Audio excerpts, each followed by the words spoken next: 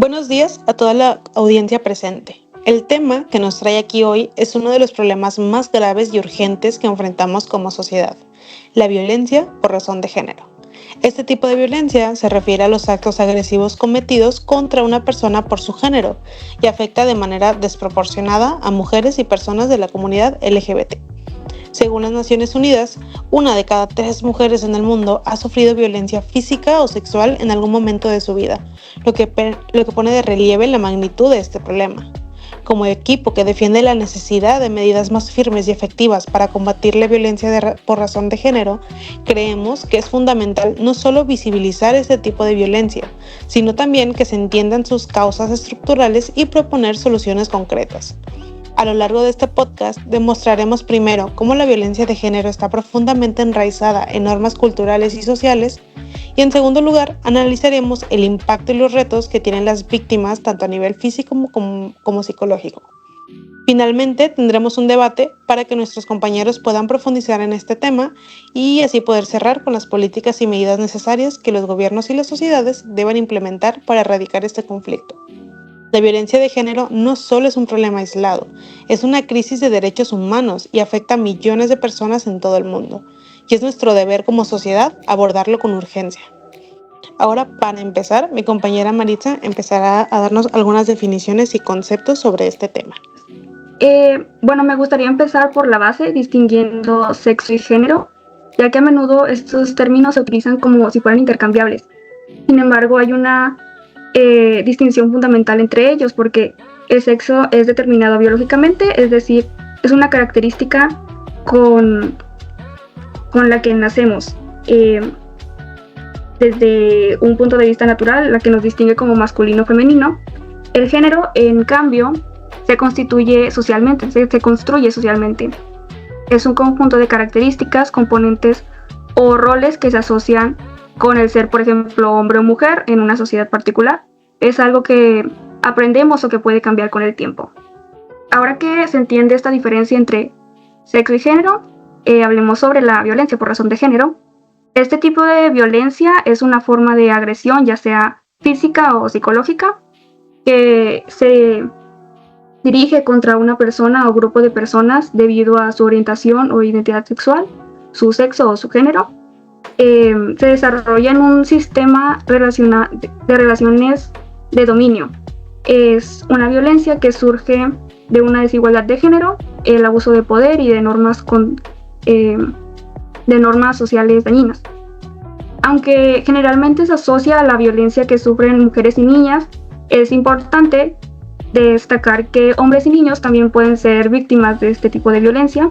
El concepto subraya que las diferencias estructurales de poder basadas en el género colocan a las mujeres y niñas en mayor riesgo frente a múltiples formas de violencia.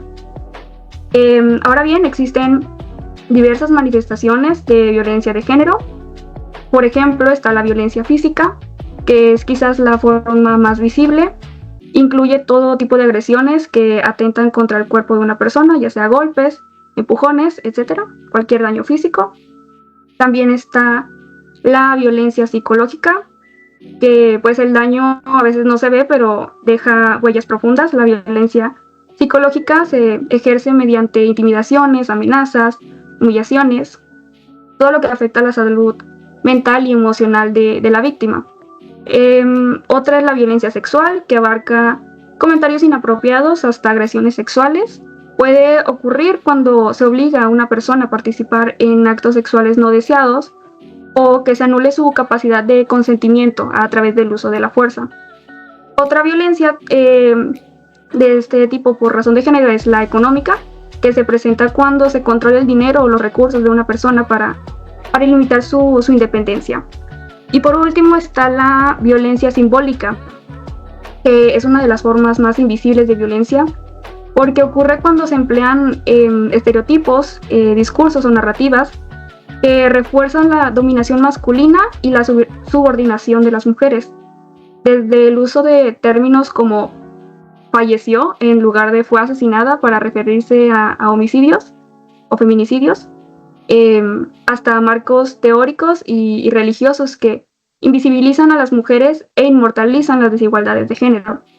Y pues entender y visibilizar estas formas de violencia es el primer paso para combatirlas. No debemos olvidar que la violencia de género no es un problema exclusivo de las mujeres, sino que es un problema social que nos afecta a todos y a todas. Ahora, mi compañera Estefanía les hablará sobre las causas estructurales de esta violencia por razón de género. Hola, buenos días. Pues hoy hablaremos de las causas estructurales de la violencia de género. En estas está el patriarcado y machismo como sistemas de opresión. Empecemos con el patriarcado. Este es un sistema en el que los hombres tienen el poder y dominan a las mujeres en la sociedad.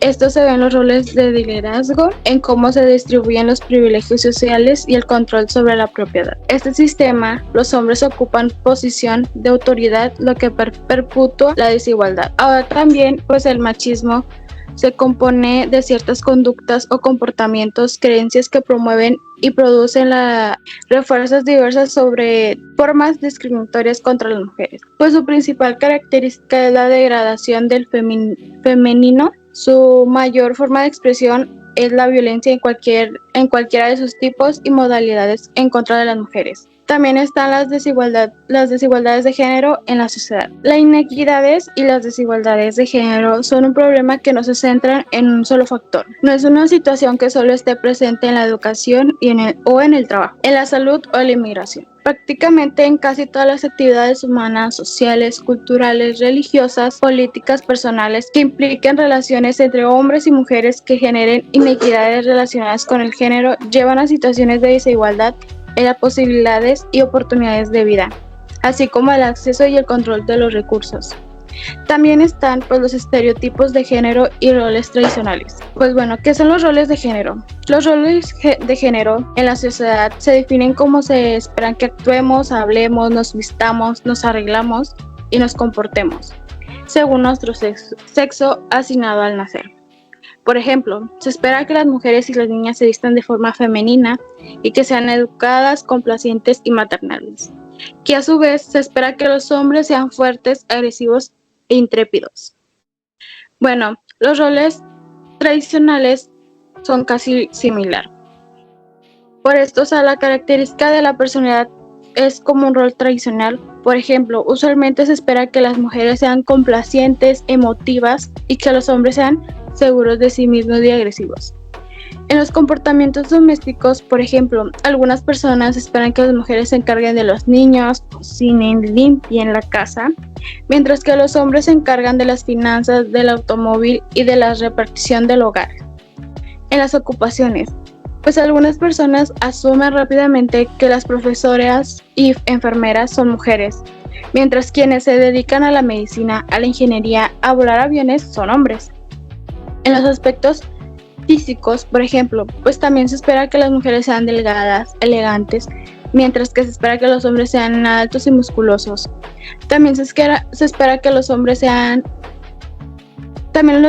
espera que las mujeres se vistan y se arreglen de acuerdo a los estereotipos de su género. Los hombres con pantalones, pelo corto y las mujeres con vestidos y maquillaje. Ahora la interseccionalidad. Por último, vamos a hablar de la interseccionalidad. Esto significa que la clase, la raza y el género se cruzan y afectan la experiencia de la violencia. En la clase, las personas de clases trabajadoras enfrentan mayor riesgo de violencia y menos recursos para escapar. En la raza, los grupos raciales minoritarios sufren violencia sistemática y pueden ser deshumanizados por estereotipos. Género. La violencia de género se agravia en mujeres de comunidades migratorias que enfrentan desafíos adicionales por su raza y clase. Ahora mi compañera Itzel va a empezar con el tema de consecuencias de la violencia de género. Yo les hablaré sobre las consecuencias que tiene una persona cuando es víctima de violencia de género. Una de las primeras cosas que se ve afectada es su autoestima. Las víctimas comienzan a dudar de sí mismas, su autoimagen se distorsiona un poco y poco a poco empieza a creer que no tienen el control de sus propias vidas. Es común que minimicen sus capacidades y maximicen el miedo a fracasar. Al final se perciben desamparadas e incapaces de tomar las riendas de su vida. El miedo y la culpa son compañeros constantes en las vidas de las víctimas. Ese es el resultado de la manipulación y las amenazas que el agresor utiliza para mantener el control. Las víctimas sienten culpa por todo, incluso por cosas que están fuera de su control, y ese sentimiento las paraliza, impidiéndoles tomar decisiones o salir de la situación. Otra consecuencia grave es el aislamiento emocional. Las víctimas suelen sentirse solas, como si nadie pudiera entender lo que están viviendo. A medida de que el agresor las aísla de su entorno social, su dependencia hacia él aumenta, lo que agrava más el ciclo de abuso. La dificultad para reconocer y expresar emociones es otra consecuencia. La negación de emociones es un mecanismo de defensa que desarrollan muchas víctimas. En un intento por no molestar o enfadar al agresor, esconden sus emociones. Esta contención emocional puede llevar a una expresión descontrolada de la rabia o, en algunos casos, la autoagresión. El trastorno de estrés postraumático es común en las personas que han sufrido violencia de género. Ansiedad, pesadillas, irritabilidad y hipervigilancia constante son solo algunos de los síntomas. Estas violencias traumáticas dejan cicatrices profundas que requieren tiempo y apoyo para sanar. Ahora les hablaré del impacto que tienen los niños y cuál es el ciclo de violencia. Los niños que crecen en un entorno de violencia de género, aunque no sean las víctimas directas, sufren consecuencias profundas.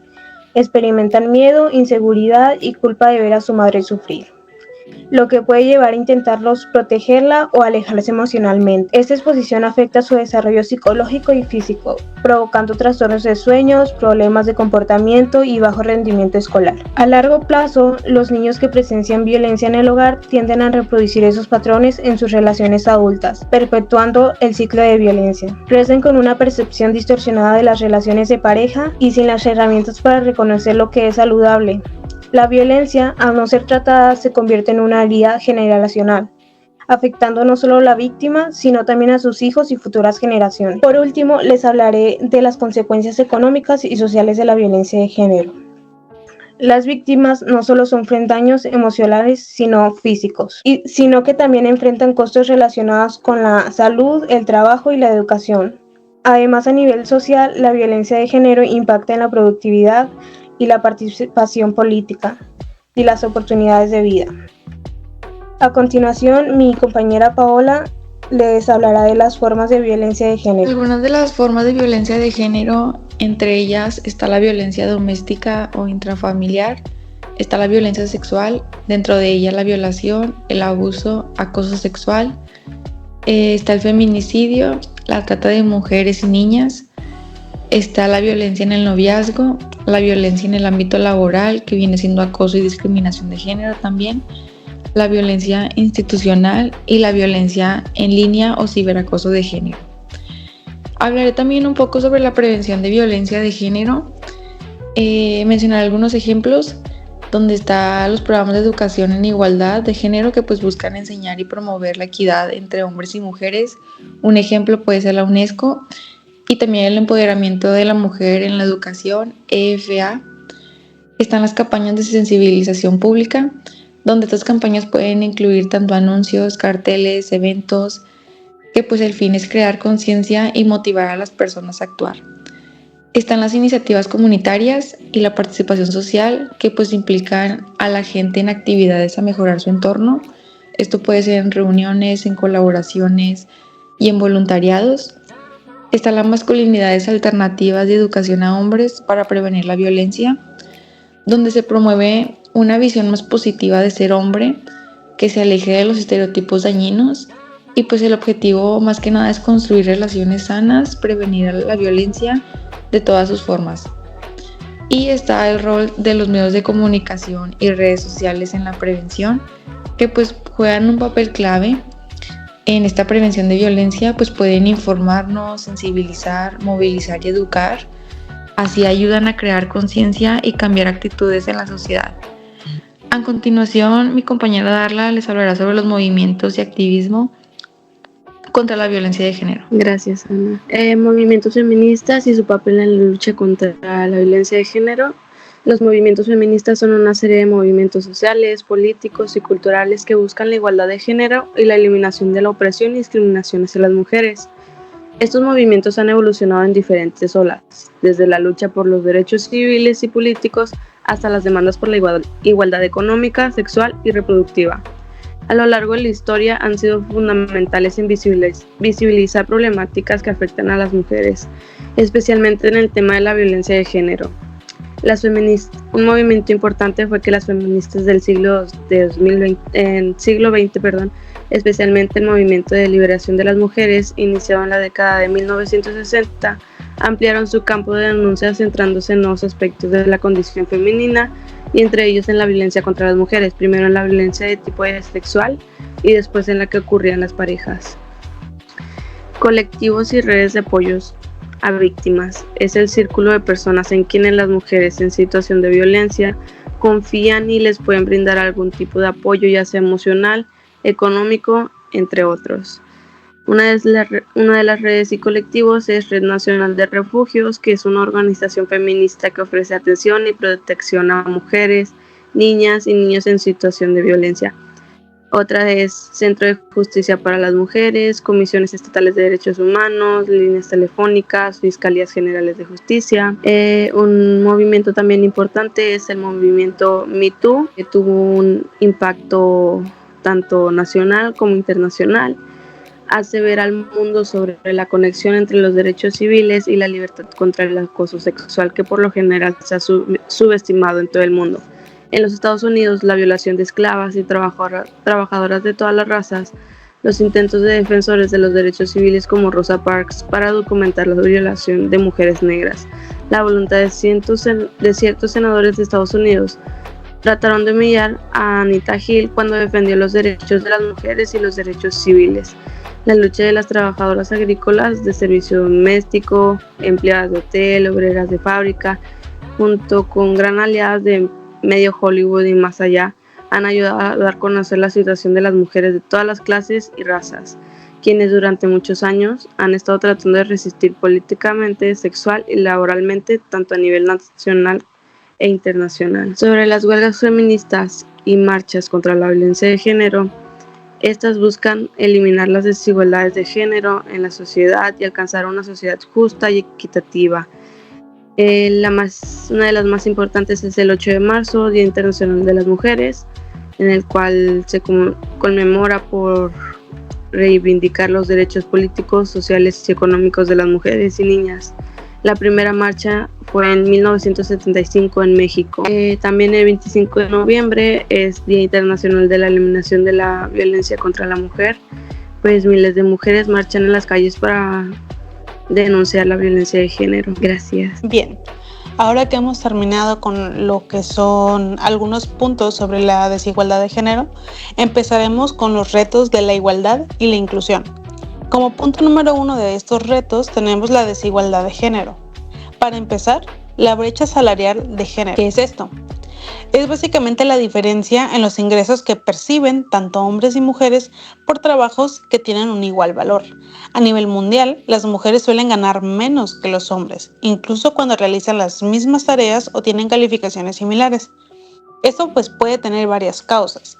Uno sería la segregación ocupacional, que es básicamente que las mujeres tienden a estar sobrerepresentadas en sectores tradicionalmente menos valorados, como la educación o el cuidado, y suelen tener salarios más bajos que sectores dominados por hombres, como la ingeniería o las tecnologías. Como segundo punto o posible causa podría ser la discriminación directa o indirecta. ¿Por qué? Algunas empresas aún presentan prácticas discriminatorias, donde se valora más el trabajo de los hombres que el de las mujeres, o las políticas internas no favorecen la igualdad salarial. Como tercer punto también tendríamos los roles de géneros tradicionales. Las expectativas sociales colocan a las mujeres en este rol de cuidadoras principales de la familia y puede afectar sus oportunidades de desarrollo profesional. Por tanto, las interrupciones en sus carreras debido a una maternidad afectan negativamente a estos ingresos. Como último, también tenemos lo llamado techo de cristal y la falta de representación en puestos altos. Las mujeres tienen menos acceso a los cargos directos, lo llamado techo de cristal y falta de representación en puestos altos, donde las mujeres tienen menos acceso a los cargos directos y gerenciales, y donde los salarios son más altos. Esto se relaciona con el siguiente punto sobre el acceso a puestos de liderazgo. Algunos efectos de esta brecha salarial son muy profundos, porque aumenta la desigualdad económica, pues las mujeres ganan menos y tienen menos capacidad de ahorro y están más expuestas a la pobreza, especialmente en su vejez. Tienen menor autonomía financiera, o sea, tienen menos ingresos y las mujeres terminan dependiendo de terceros, por lo que se limita su poder de decisión y en su vida profesional. También tenemos lo que es el efecto negativo en el desarrollo económico, pues la exclusión de las mujeres de puestos bien remunerados y su utilización en sectores productivos limita el crecimiento económico global. Como otro punto, parte de lo que son estos retos de desigualdad, tenemos lo que son accesos a puestos de liderazgo. ¿A qué nos referimos con eso? Pues es el acceso de las mujeres a puestos de liderazgo que sigue siendo limitado. Existen varios obstáculos, como lo que antes dijimos, el techo de cristal, y esta metáfora describe lo que son las barreras invisibles que impiden que las mujeres alcancen posiciones de alto rango a pesar de que estén calificadas para ello. También tenemos lo que es la doble carga de trabajo, pues las mujeres, además de sus responsabilidades profesionales, a menudo se les encarga el trabajo doméstico y de cuidado de sus hogares, y limitan mucho su disponibilidad y la energía de asumir estos roles que demandan tiempo y dedicación extra, también dificultando pues el ascenso a una jerarquía organizacional. También tenemos la falta de redes y mentorías, ya que muchas redes profesionales y las relaciones son esenciales para el avance profesional. Y los estereotipos de liderazgo y género. El liderazgo tradicionalmente se va a asociar con características masculinas, la competitividad o la autoridad, mientras que las características femeninas serían la empatía o la colaboración y no suelen ser tan valoradas en el mismo nivel. Estos estereotipos van a dificultar que las mujeres sean vistas como líderes naturales. Por último, tenemos la discriminación directa o inconsciente. Es básicamente que las mujeres a menudo van a enfrentar prejuicios que afectan su promoción. Por ejemplo, pueden ser percibidas como menos comprometidas con su carrera porque son madres o si expresan su deseo de tener hijos. Estas cosas, muchas veces inconscientes, van a perjudicar las oportunidades de las mujeres para avanzar en sus carreras. Los mismos efectos de las mujeres para esas posiciones de liderazgo pues van a ser muy significativos. Las perspectivas limitadas en la toma de decisiones, como la ausencia de mujeres en los roles de liderazgo, va a significar que las organizaciones van a perder diversidad de pensamiento y puede limitar la innovación y la creatividad en la resolución de problemas. De igual manera, sin mujeres en posiciones de poder, las políticas y decisiones empresariales o políticas pueden seguir perpetuando dinámicas de exclusión y discriminación. Y la poca representación femenina en altos cargos va a reducir la cantidad de referentes para las generaciones más jóvenes, lo que a su vez puede desincentivar a que las mujeres aspiren a hacer algo más que estos roles ya establecidos por la sociedad. Siguiente punto es la violencia de género dentro del impacto social y económico de la violencia hacia las mujeres. La violencia de género es un problema grave y persistente que afecta a mujeres en todo el mundo, con profundos impactos tanto sociales como económicos. Esta violencia puede manifestarse de diversas formas, incluyendo abuso físico, psicológico, sexual y económico. Tiene consecuencias devastadoras para la sociedad en su conjunto. En el impacto social, en la salud física y mental, las mujeres sufren violencia severas para su salud física y mental. Pueden padecer lesiones físicas, enfermedades de transmisión sexual, trastornos de estrés postraumático, depresión y ansiedad. La carga emocional puede afectar su capacidad, puede llegar al suicidio. El siguiente es la desintegración familiar. La violencia de género no solo afecta a la víctima directa, sino también a sus familiares y seres queridos. Los niños que crecen en entornos donde la violencia es común pueden desarrollar problemas emocionales y de comportamiento, perpetuando un ciclo de violencia que puede continuar a lo largo de las generaciones. El siguiente punto es el de aislamiento social. Las víctimas de violencia de género a menudo se encuentran aisladas socialmente debido al control coercitivo de sus agresores. Este aislamiento puede impedirles buscar ayuda o apoyo, lo que agrava su situación y dificulta la intervención de servicios sociales y comunitarios. En el impacto económico está la pérdida de productividad. La violencia de género tiene un impacto directo en la capacidad de las mujeres para participar plenamente en la fuerza laboral. Las mujeres que sufren violencia pueden faltar al trabajo debido a lesiones o problemas emocionales, lo que resulta en pérdida de ingresos y disminución de la productividad. En costos médicos y servicios sociales, el tratamiento de víctimas de violencia de género genera costos considerables para los sistemas de salud y servicios sociales. Eso incluye gastos médicos, terapia psicológica, refugios para mujeres y programas de rehabilitación. En la desigualdad económica, la violencia de género contribuye a perpetuar la desigualdad económica entre hombres y mujeres. Las mujeres que son víctimas de violencia pueden tener dificultades para acceder a empleos bien remunerados, educación y oportunidades de desarrollo profesional, lo que limita su capacidad para alcanzar la independencia económica.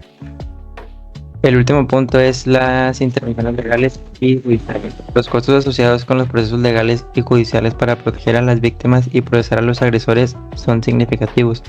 Además, la falta de acceso a la justicia y a la impunidad pueden disuadir a las víctimas de denunciar la violencia, perpetuando el ciclo de abuso. Dentro de eso viene la desigualdad en el acceso y oportunidades educativas. La educación relacionados con el trata de desigualdad en el acceso y las oportunidades educativas. A lo largo de la historia, las mujeres y las niñas han enfrentado barreras significativas para acceder a la educación, una situación que, aunque ha mejorado, persiste en muchas partes del mundo. Un punto es el acceso a la educación. En muchos países las niñas todavía tienen menos posibilidades de asistir a la escuela que los niños. Factores como la pobreza, la cultura y las responsabilidades domésticas a menudo impiden que las niñas reciban una educación adecuada. Por ejemplo, en zonas rurales las familias pueden priorizar la educación de los niños debido a que la percepción de que ellos contribuirán más económicos en el futuro. La calidad de la educación. No solo es importante el acceso a la educación, sino también la calidad de la misma. En algunos casos, las niñas asisten a la escuela, pero la calidad de la educación que reciben es inferior. Esto puede deberse a la falta de recursos como libros y maestros capacitados o a la discriminación y el acoso dentro del entorno escolar. En los estereotipos de género profundamente arraigados también juegan un papel crucial en la desigualdad educativa. Las expectativas sociales sobre los roles de género pueden limitar las opciones educativas y profesionales de las niñas. Por ejemplo, en algunas culturas se espera que las niñas estén en asignaturas relacionadas con el cuidado y la enseñanza, mientras que a los niños se les anima a estudiar ciencias y matemáticas. Impacto económico. La falta de acceso a una educación de calidad tiene un impacto económico significativo. Las mujeres con menor nivel educativo tienen menos oportunidades de empleo y por lo tanto menos ingresos. Esto perpetúa el ciclo de pobreza que afecta no solo a las mujeres sino también a sus familias y comunidades. Políticas y programas de intervención. Para abordar estas desigualdades es crucial implementar políticas y programas que promueven la igualdad de género en la educación. Esto incluye iniciativas como becas para niñas, campañas de concienciación sobre la importancia de la educación para todos los géneros y la creación de entornos escolares seguros e inclusivos. A continuación sigue mi compañera Ana. Reconocimiento de los derechos para personas LGTBIQ+, desafíos legales y sociales para la igualdad de género. El reconocimiento de los derechos de las personas LGTBIQ+, ha sido un proceso desigual en muchas partes del mundo. A pesar de los avances en algunos países donde se han aprobado leyes para el matrimonio igualitario, la adopción por parejas del mismo sexo y la identidad de género aún existen desafíos importantes, como por ejemplo desafíos legales, la cual es la criminalización de la diversidad sexual. En muchos países, las relaciones entre personas del mismo género siguen siendo ilegales, con penas que van desde multas hasta la prisión e incluso la pena de muerte.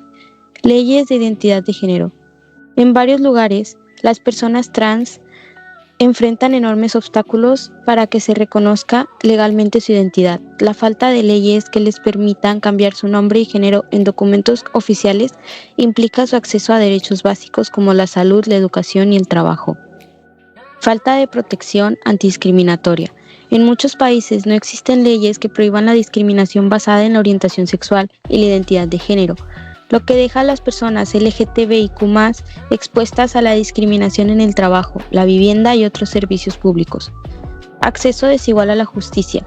La violencia y la discriminación sufridas por personas LGTBIQ+ a menudo no son atendidas adecuadamente por el sistema judicial, ya sea por prejuicios de las autoridades o por falta de leyes que castiguen la homofobia y la transfobia. Desafíos sociales. Estigmatización y rechazo social. A pesar de los avances legales en algunos países, la aceptación social de las personas LGTBIQ+ siguen siendo un desafío. La cultura normativa y los prejuicios religiosos han perpetuado la discriminación y el rechazo hasta esta comunidad. Educación y sensibilización. La falta de programas de educación sexual inclusiva en las escuelas contribuye a la desinformación sobre la diversidad sexual y de género, lo que refuerza estereotipos negativos. Interseccionalidad. Las personas LGTBIQ+, que pertenecen a otras minorías, como etnias, religiosas, de clase, etc., enfrentan una doble discriminación, ya que deben lidiar tanto con los prejuicios relacionados con su orientación o identidad, como con los que afectan a su grupo de origen. Acceso a servicios de salud. A menudo los servicios de salud no están preparados para atender adecuadamente a las personas trans o a personas que viven con VIH, lo que dificulta su acceso a una atención médica de calidad y sin prejuicios.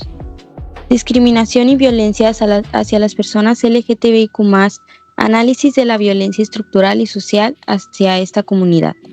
La discriminación y la violencia hacia la comunidad LGTBIQ+ es una realidad persistente en todo el mundo. Este fenómeno no solo se manifiesta en agresiones físicas, sino también en violencia estructural y simbólica que perpetúa su marginalización. Violencia estructural. Exclusión social. Las personas LGTBIQ+ enfrentan barreras en el acceso al empleo, la vivienda y la educación, lo que las empuja a situaciones de vulnerabilidad económica y social. En algunos casos, esta exclusión las conduce a la pobreza, la falta de vivienda o al trabajo sexual. Discriminación en el sistema de salud. Muchas personas trans, por ejemplo, enfrentan obstáculos para acceder a tratamientos hormonales o cirugías de afirmación de género. Además, las personas que viven con VIH siguen siendo estigmatizadas, lo que afecta a su calidad de vida. Sistema judicial ineficaz. A menudo, las autoridades no toman en serio los crímenes cometidos contra personas de este colectivo, lo que resulta en impunidad y falta de accesos a la justicia. Esto también se refleja en la falta de capacitación de los cuerpos policiales y judiciales para tratar casos de violencia homofóbica y transfóbica. 2. Violencia social. La violencia física y psicológica. Las personas LGTBIQ+ son frecuentemente objeto de ataques físicos y verbales, ya sea en espacios públicos, privados o digitales. El bullying homofóbico y transfóbico en las escuelas, así como los crímenes de odio, siguen siendo problemas graves. Feminicidios y transfeminicidios.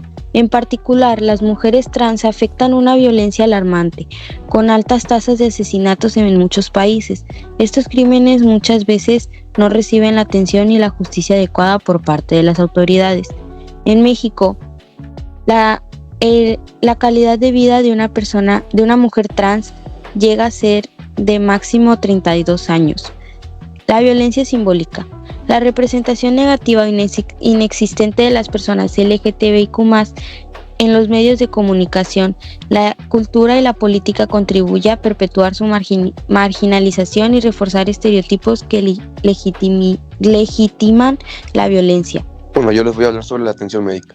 En lo que concierne a la atención médica, las personas trans se enfrentan a desafíos insalvables que van más allá de simple falta de recursos.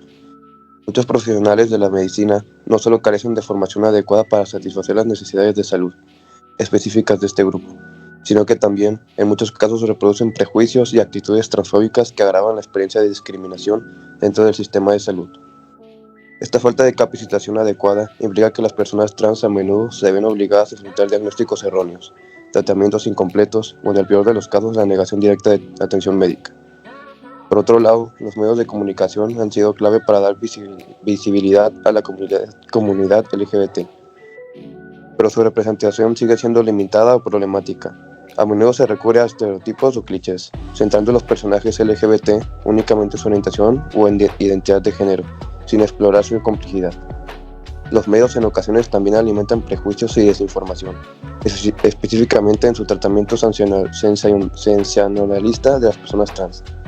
A pesar de estos retos, plataformas independientes y redes sociales están permitiendo que la comunidad cuente con sus propias historias de manera auténtica. Gracias. Ahora bien, llegamos a esta parte 4 donde podríamos tener un espacio de debate. Algunos de nuestros compañeros van a contestar algunas preguntas para que este tema quede mejor comprendido. Como primera pregunta, ¿qué responsabilidades tienen los medios de comunicación en la representación de la violencia de género? Pues tienen promover la igualdad, ya que los medios pueden contribuir a la construcción de narrativas que desafían los roles de género tradicionales y fomenten la igualdad. También permitir que las víctimas compartan sus historias y experiencias de manera respetuosa, empoderada, dando visibilidad a sus luchas. Esas son las responsabilidades que tienen los medios de comunicación en la representación de la violencia de género. Muy bien, muchas gracias. Ahora la segunda. ¿La lucha por la igualdad debe enfocarse más en políticas universales o en medidas específicas para cada grupo vulnerable? La lucha por la igualdad debe enfocarse en políticas universales que garanticen derechos y oportunidades básicos para todos, pero también debe haber medidas específicas que aborden las necesidades de los grupos vulnerables. Bien. Ahora, ¿es posible alcanzar una sociedad inclusiva mientras persisten las grandes desigualdades económicas y sociales? ¿Cuál debe abordarse primero, la igualdad o la inclusión? Bueno, yo considero que debemos abandonar la idea de que igualdad e inclusión son metas separadas o que una debe ir antes que la otra. Más bien, se trata de avanzar en ambas de manera simultánea. La igualdad es la base sobre la cual construir un acceso justo y equitativo a ya sea recursos, servicios o derechos, mientras que la inclusión se encarga de que estas oportunidades lleguen realmente a todos y todas, sin excepciones. Muy bien. Ahora sí, pues hemos terminado lo que es este podcast. Como conclusión, solamente decir, a lo largo de este tiempo hemos abordado un tema de gran relevancia, la violencia por razón de género. Un problema que afecta a millones de personas en todo el mundo. Hemos demostrado que esta violencia no es un fenómeno aislado, sino el resultado de estructuras sociales y culturales que perpetúan la desigualdad y la discriminación, principalmente en mujeres y comunidades LGBT.